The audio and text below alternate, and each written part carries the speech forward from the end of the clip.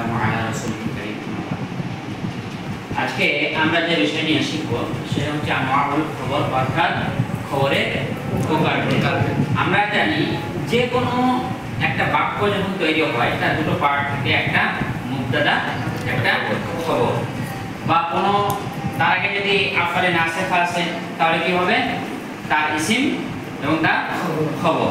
তো এরকম যে খবর হবে, যে কোনো খবর হোক না কেন, তো সেই খবর আমাদেরকে জানা দরকার যে সেই খবর এই তিন ধরনের বেশি হবে না। সেই খবরে তিন ধরনের বেশি হবে না। প্রথম খবর কি হয়? সে খবর কি হবে? সে খবর হবে মুফরাদ। সে খবর হবে মুফরাদ। সে খবর হবে মুফরাদ, এককভাবে থাকবে, আর কোনো কিছুর সঙ্গে যুক্ত থাকবে না। দ্বিতীয় নম্বর, এটা ধরে নাও এক নম্বর। দুই নম্বর যেটা প্রকার হবে সেটা হবে জুমলা। খবর কি হবে?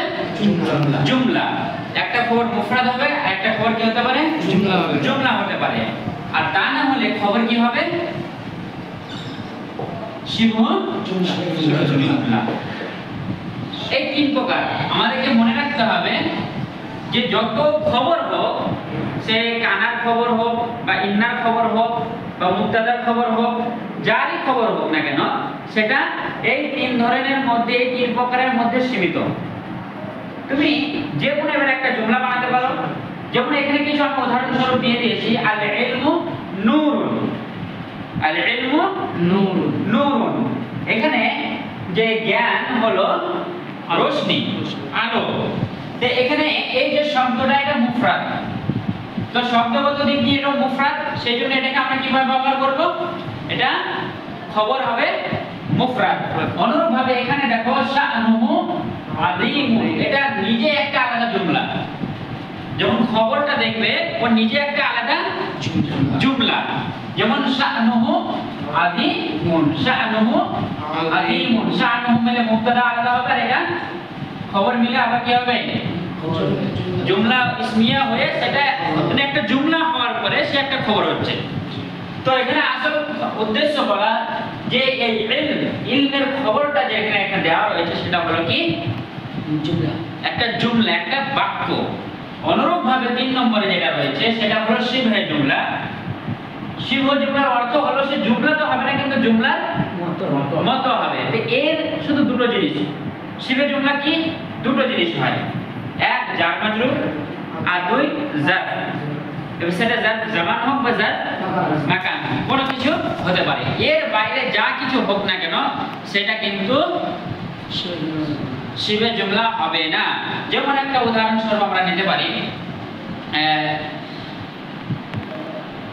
যেমন কোন একটা উদাহরণ নিয়ে নাও। যেমন আত-তালিবু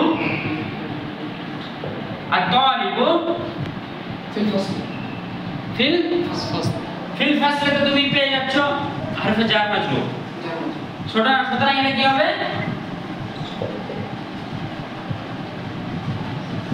ফিল ফাসল। অর্থাৎ এটা তোমার কি কোন ক্যাটাগরিতে আসলো? শিবে জুমলা। এবার তোমরা নিজে থেকে যখন একটা জুমলা তৈরি করে দেখাও বা যেখানে খবর তৈরি করে দেখাও, যে বলো এই তিনটের বাইরে কোনটা হচ্ছে। আমরা যদি দেখি কোরআনের যে কোনো আয়াত হোক, যা কিছুই হোক না কেন, এই তিনটে ক্যাটাগরির মধ্যেই থাকবে। তো আজকে আমাদের কি বিষয়? আমরা বুঝতে পেরেছি যে খবর তিন প্রকার হবে। দুনিয়ার যত খবর থাক না কেন সে খবর তিন প্রকার হবে। এক নম্বর হবে মুফরাদ, দুই নম্বর হবে জুমলা, আর তিন নম্বর হবে শিবে জুমলা। তা বুঝতে পেরেছি ব্যাপারটা খুব সহজ। এবার এখানে একটা প্রশ্ন আসতে পারে, অনেক সময় দেখি আমরা যদি মুজাফ ইলাইহি হয়, তাহলে মুজাফ ইলাইহি মিলে সেটা কি হবে? মুফরাদ হবে না জুমলা হবে না শিবে জুমলা হবে? মুজাফ ইলাইহি মিলে যুক্ত হয়েও সেটা কি হবে? মুফরাদ হবে। সেটাকে আমরা শিবে জুমলাতে গণ্য করব না। শিবে জুমলা গণ্য হওয়ার জন্য কি দরকার? জার মাজরুর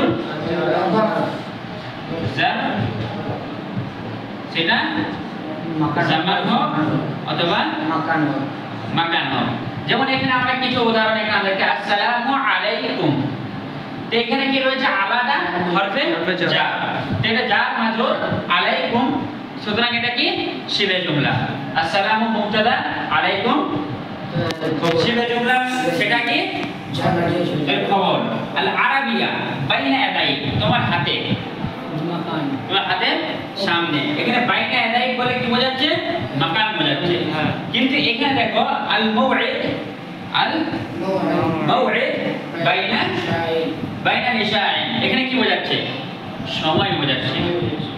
তো যে কোনো জিনিস হয় সময় বোঝাবে, না হয় স্থান বোঝাবে, যেটা আমরা দেখতে পেলাম, আর না হলে জার মাজরুর হবে। তো এটা হবে শিবে জুমলা। তাহলে আজকের দার্স যেটা আনওয়াউল খবর, বুঝতে পেরেছো সকলে? তো এর মধ্যে কোনো ঝামেলা নেই, সিম্পল সিধা সাদা জুমলা। আমাদের জন্য এটা জানতে হবে যে খবর হলো তিন প্রকার, এক হয় মুফরাদ হবে, না হয় জুমলা হবে, না হয় শিবে জুমলা হবে। বোঝা গেছে? কারো কোনো প্রশ্ন এই ব্যাপারে?